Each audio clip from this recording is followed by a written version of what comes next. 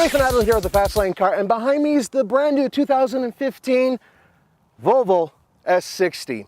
Now, what's important about this one is it's the T6, even though it's a 4-cylinder. Better yet, it has a supercharger and a turbocharger. Let me make sense of this coming up next.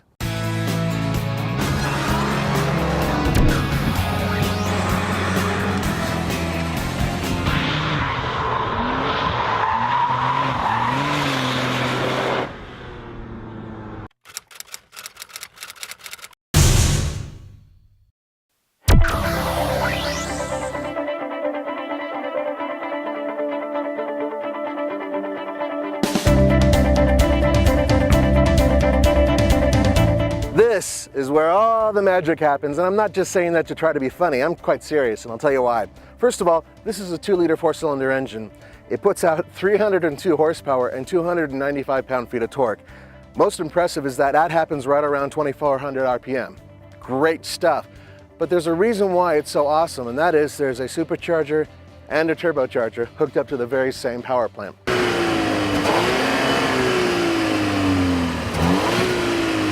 This is how it works according to Volvo. You have the supercharger, which kicks in immediately, helping you get up with low-end torque and then build, and then the turbocharger kicks in as the supercharger dies out. That way there's no turbocharger lag, and at the same time you're maintaining excellent boost and supposedly good efficiency. Actually, it's not supposedly, because it's been getting really good gas mileage. I've been averaging 27 miles per gallon, and I drive like an idiot.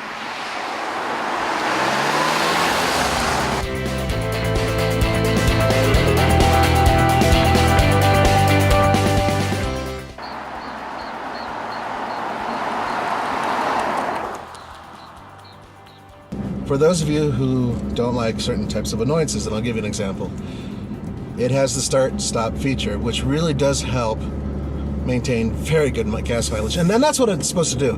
It stops the engine when you're normally sitting there idling and wasting fuel, and it relies on the battery to power the electronics in the vehicle, the fan, what have you. And it works quite well.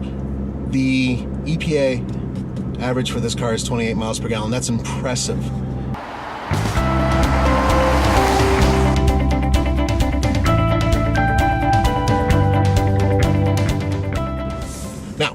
That being said, the start-stop feature is really annoying in traffic. If you're doing stop-and-go traffic and you're forced to stop often, it'll shut off. And the thing is that there's a little tiny bit of a delay before the engine starts again. So once you release your foot from the brake, then it starts, then you can go. A majority of the updates for the 2015 Volvo S60 happen under the hood and also with technical equipment. Not so much with the exterior, which is okay because I think it's a pretty good looking car and a lot of you do too. But there are a couple changes, including the nose, the headlights, the front fenders. And for those of you who really wanted a car that looked faster, meaner, or bolder, well, you're gonna have to move up to, say, a BMW or Audi.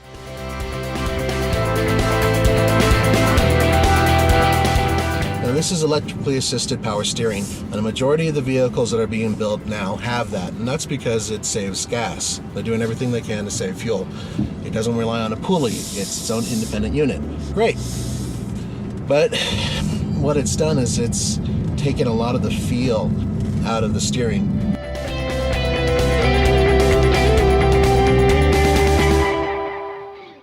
Now, there's one more thing. A majority of this vehicle is really built for front driver and front passenger comfort. As you can see, the way the roof rakes back, if you're a tall passenger in the back, not a lot of space. Everyday driving has been a blast. It's a lot of fun being able to get on the freeway on-ramp, off-ramp too, faster than anybody else. And yeah, you just push a pedal and it lights up, it goes. It's got a lot of power, and it's right there on tap. And the thing is that all that power kicks in at like 2,400 RPM.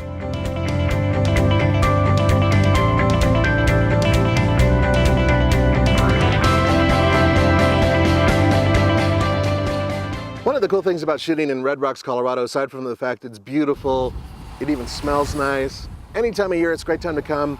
and cops don't bother us here very often, is the fact that we have these wonderful red colors, and this interior has that. It's almost like a terracotta red. And normally I'm not one to go into how beautiful an interior looks as opposed to other interiors, but there's something special about the way Volvo did this interior, and it's like elegant simplicity. Feel of the steering wheel is actually really nice too, and it's heated. It's an option, I believe. I'll just say it's heated. It's heated. It's nice.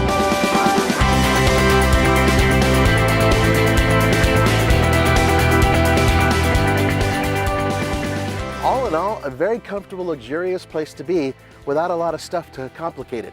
But I need to show you something that is a bit of a downfall, especially if you have tall passengers sitting in the back. This is gonna hurt, guys, and I'll tell you why. I am, with my big boy shoes on, about 6'1", and I'm sitting behind myself. Now, fortunately, there is a scalloped area here in the seats, but as you can see, legroom, it is not best in class. Now, if you look up, headroom. Well, my head is just touching. Now, I do have a tall torso.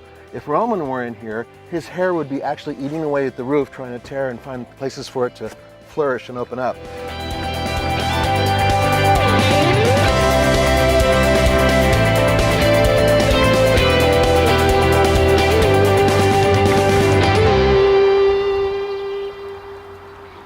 It would be a lot of fun to have this car with a 6-speed manual.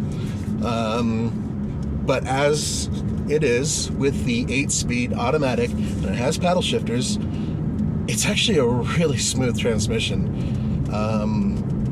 Gear change is smooth. As you're going up from first gear to about fourth gear, it pounds through the gears very quickly in order to have the engine stressing as little as possible. Hey, by the way, check out these door panels. They are very cool. Look at the way they're simply crafted and at the same time elegantly crafted. It's pretty cool. Been a while since we've done a Does Nathan Fit? And I do. This is a 12 cubic foot trunk, so I don't fit very well. Now remember, I constitute 2 golf bags and a good sized cooler that can hold almost a case worth of beer. So 12 cubic feet. It is not class leading. It's a little tight, and it's actually kind of a narrow passageway as well. But I wanted to show you something that's very cool. And I meant that. Look at this. This pops right up and allows you to bungee in items and hold your grocery bags.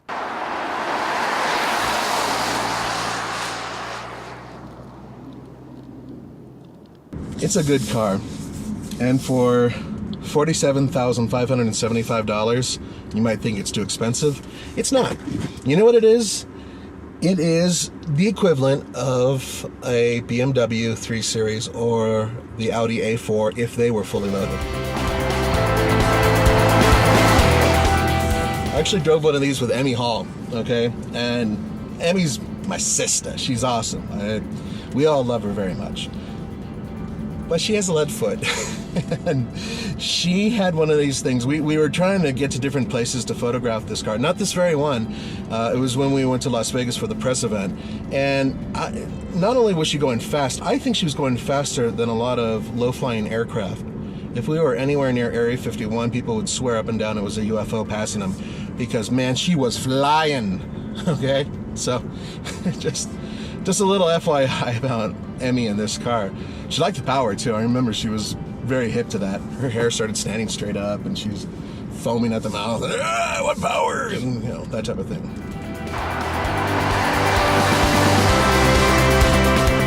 In this case, if you don't mind having front wheel drive with all that crazy power just up front, then you're already off to a good start because it has an excellent interior. It gets fantastic gas mileage. It's comfortable. It's affordable. And despite the fact it has a very small back seat and a small trunk, everything else about the car is very logical. And at the same time, it's fun without looking like it's too much fun. So on the old scale of buy it, lease it, rent it, or forget it from TFL Car, I'd give it a buy it. I absolutely would. Yes, I know I'm gonna say it. I wish there was a manual version. But as it is, this 8-speed automatic transmission works great too. For the Fast Lane Car, this is Nathan Adlin saying, see you next time, and don't forget to go to tflcar.com for news, views, and real-world reviews. Auf Wiedersehen.